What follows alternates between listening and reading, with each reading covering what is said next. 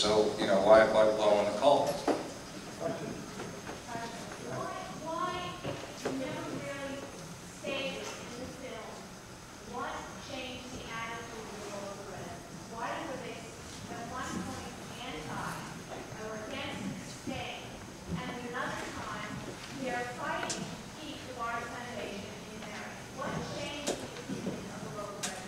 The question is about the attitude of the local residents and what changed and why. I think, and I don't want to speak for them, but they said, you know, what happens behind the walls of the barns has never been our issue. It's just, you know, it's a zoning issue, and they wanted the traffic figured out, and it got mapped out. You know, it's kind of as simple as that.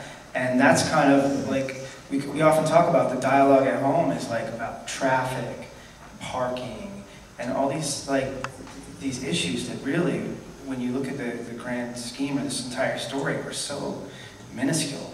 Yeah. And I would say it's not. I think that is the thinking is always, oh, you know, they didn't want it there, and now they want it there because it's leaving. It's not a question of they didn't want it there. They just didn't want it.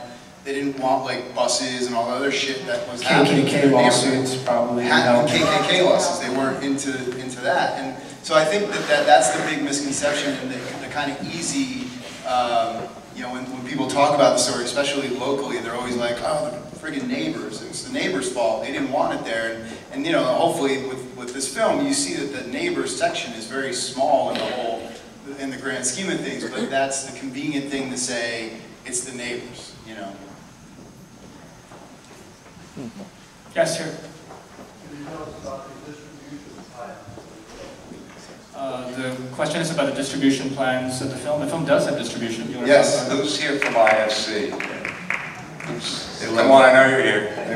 We actually, Sundance Selects, which is a division of Rainbow Media IFC, they actually acquired the film right after the Toronto Film Festival ended. So it's really amazing. They're a great company. They're so enthusiastic about the film and getting it out there, and you know, we couldn't be happier to be with them. Yes. Is varied. I know the township is allowing them to be open 5, 6, 7 days a week, I believe. It's really up to the foundation. There is an attitude, like Karen just said, that they want the perception to be that you can't get in. But if you call today to get in tomorrow, right, it's a pain in the neck. You have to leave a message and they'll call it and they have to call you back. But they have called people back I know who've gone through the process, including myself, and you can usually get in the next day or that day. But they make it difficult. And you can reserve online as well. You don't just have to call. And they also accept a certain amount of walk-ins per day as well.